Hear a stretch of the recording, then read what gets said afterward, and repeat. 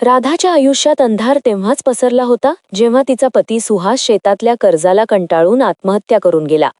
मागे उरली होती फक्त 28 वर्षांची राधा आणि तिचा 5 वर्षांचा मुलगा सोहम. सुहासने गावचा सावकार नाना पाटील याच्याकडून कर्ज घेतले होते. नाना पाटील म्हणजे गावातली एक दहशत. पैशाने श्रीमंत पण मनाने हलकट. सुहासच्या मृत्यूनंतर महिनाभर नाना शांत होता, पण नंतर त्याने आपले रंग दाखवायला सुरुवात केली. एक दिवस राधा शेतात काम करत असताना नानाची जीप तिथे येऊन थांबली. नाना खाली उतरला. त्याच्या डोळ्यात कर्जाच्या वसुलीपेक्षा राधाच्या तरुण शरीराची हाव जास्त दिसत होती. "काय राधा, आता कसं होणार? कर्ज तर फेटलं पाहिजे," तो म्हणाला. राधाने नम्रपणे सांगितले, "नाना, मला थोडा वेळ द्या. पीक आलं की पैसे देईन." नानाने कुत्सित हसत उत्तर दिलं, "पैशाचं बघू गा, पण तोपर्यंत व्याजाचं काय?" त्याची नजर राधाच्या गळ्यावर आणि कमरेवर रिंगाळत होती. राधाला त्या नजरेचा स्पर्श चटका लावून गेला. हे फक्त पैशाचं मागणं नव्हतं, तर संकटाची चाहूल होती.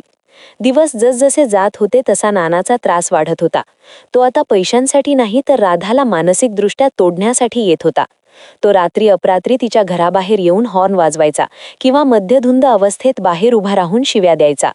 गावातल्या लोकांना हे माहीत होतं, पण नानाची दहशत इतकी होती की कोणीही राधाच्या मदतीला येत नव्हतं. राधाला आता घराबाहेर पडायची सुद्धा भीती वाटू लागली होती. ती बाजारात किंवा विहिरीवर गेली तरी नानाची माणसं तिच्यावर पाळत ठेवायची. नाना मुद्दाम लोकांसमोर तिला टोमणे मारायचा. "विधवा आहेस, जपून राहा, नाहीतर पदर कधी सरकेल कळणार नाही." हे शब्द राधाच्या काळजाचा ठाव घ्यायचे. ती रात्री सोहमला कुशीत घेऊन रडायची. तिला शारीरिक अत्याचारापेक्षा मानसिक दहशतीने जास्त खचवलं होतं. तिचा स्वाभिमान रोज पायदळी तुडवला जात होता आणि तिला जाणवत होतं की ती एका सापळ्यात अडकली आहे. पावसाळ्याची एक रात्र होती. वीज गेल्यामुळे अंधार होता. राधा जेवण करून सोहमला झोपवत होती. तितक्यात दरवाजावर जोरात टकटक झाली. राधाने खिडकीतून पाहिलं तर बाहेर नाना उभा होता. दार उघडलं नाही तर तो तोडून आत येईल या भीतीने तिने दार उघडलं. नाना घरात घुसला. त्याच्या तोंडाला दारूचा वास येत होता. "नाना, हे काय चाललंय? बाहेर जा," राधा ओरडली. पण नानाने तिचा हात पकडला आणि म्हणाला, "राधा, व्याजाचे पैसे नसतील तर शरीर तरी गहाण ठेव. आजपासून तुझं घर आणि तू दोन्ही माझे."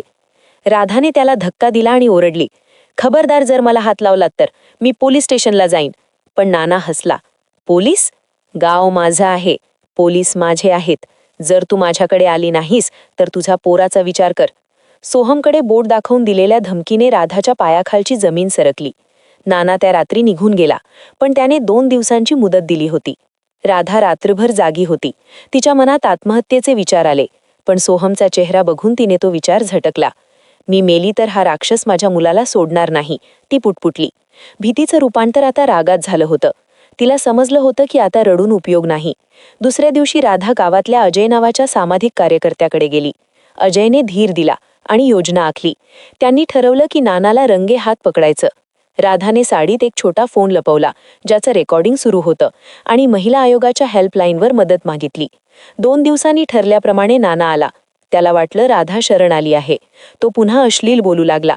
त्याने कबुली दिली की कसं त्याने तिच्या नवऱ्याला फसवलं आणि आता तिला वापरणार आहे. हे सगळं राधाने रेकॉर्ड केलं. तितक्यात अजय, पोलीस आणि गावातल्या 5-6 बाया घरात घुसल्या. नानाला काही कळायच्या आतच बायांनी त्याला घेरलं. राधाने पुढे होऊन त्याच्या कानाखाली एक सणसणीत चपराक लगावली. "ही चपराक त्या प्रत्येक विधवा बाईची आहे जिच्याकडे तू घाणेरड्या नजरेने बघितलंस." राधा गरजली. पोलिसांनी नानाला बेड्या ठोकल्या. त्याच्या विरोधात पुरावा होता. नानाला जीपमध्ये बसवून नेत होते. तेव्हा गाव बघत होतं. राधा दारात उभी होती. डोळे पाणवलेले, पण मान ताठ होती. तिने फक्त स्वतःचीच नाही तर गावातल्या अनेक स्त्रियांची अब्रू वाचवली. अत्याचाराच्या काळरात्रीचा अंत झाला होता आणि राधाच्या आयुष्यात स्वाभिमानी पहाटेचा उदय झाला.